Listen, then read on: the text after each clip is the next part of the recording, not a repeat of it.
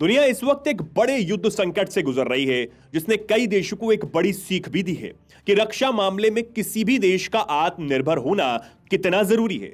लेकिन भारत के लिए चिंता की बात यह है कि एक ओर तो चीन बार बार युद्ध की घुड़की भर रहा है, तो दूसरी ओर उसका सबसे बड़ा हथियार निर्यातक रूस युद्ध में उलझा हुआ है। मतलब आसान भाषा में समझें कि अगर चीन के साथ शॉर्ट टर्म युद्ध होता है तो भारत को रूस की तरफ से हथियारों के लिहाज से जो सपोर्ट मिल सकता है वो शायद ना मिले। लिहाजा भारत ने विकल्प पर काम करना शुरू कर दिया है और इसी कड़ी में फ्रांस के राष्ट्रपति के कूटनीतिक सलाहकार इमैनुअल बॉन भारत के दौरे पर आए हैं, जिसके बाद माना जा रहा है कि समंदर से गगन तक भारत की ताकत और बढ़ने वाली है। कैसे, वो भी समझिए।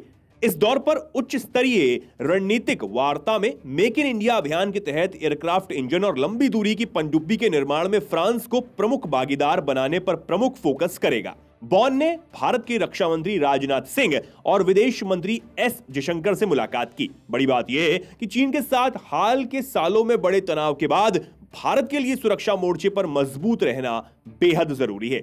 भारत के लिए हथियारों का सबसे बड़ा आपूर्तिकर्ता रूस रहा है, लेकिन वह खुद इस समय यूक्रेन से युद्ध में उलझा हुआ है।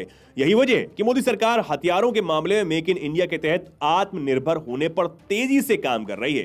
फ्रांस इस मामले में भारत का प्रमुख भागीदार बनकर उभरा है।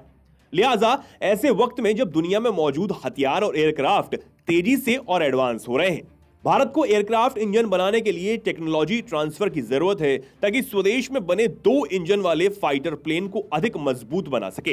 भारत की योजना भविष्य की लड़ाइयों और ट्रांसपोर्ट को ध्यान में रखते हुए अगली पीढ़ी के उच्च क्षमता वाले मिलिट्री और सिविलियन इंजन विकसित करने की भी है। और टाटा ग्रुप का एयरबेस के साथ मिलना इसी उद्देश्य को आगे भी बढ़ाता है। टाटा ने एयरबेस के गुजरात के वडोदरा में C-295 एयरक्राफ्ट बनाने के लिए प्लांट शुरू भी कर दिया है। भारत को फ्रांस में विकसित कैलवेरी श्रेणी की आखिरी पनडुब्बी मिल जाएगी। इसके साथ ही भारत मुंबई में डीजल चालित पनडुब्बियों के लिए निर्माण के लिए भी फ्रांस की तरफ देख रहा है। इस साल फ्रांस के साथ 2 एयरक्राफ्ट इंजनों और लंबी दूरी की पनडुब्बियों पर आगे बढ़ने की उम्मीद है। दोनों सामरिक सहयोगी भारत प्रशांत क्षेत्र पर चर्चा करेंगे।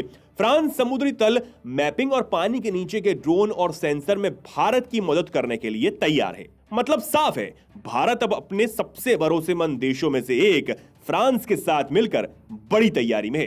इस खबर में इतना ही। आप क्या कुछ कहना चाहेंगे इस खबर पर हमें कमेंट सेक्शन में जरूर बताएं। ऐसी ही तमाम खबरों को जानने के लिए वीके न्यूज को सब्सक्राइब कर लें। धन्यवाद। वीके न्यूज, राष्ट्र के नाम।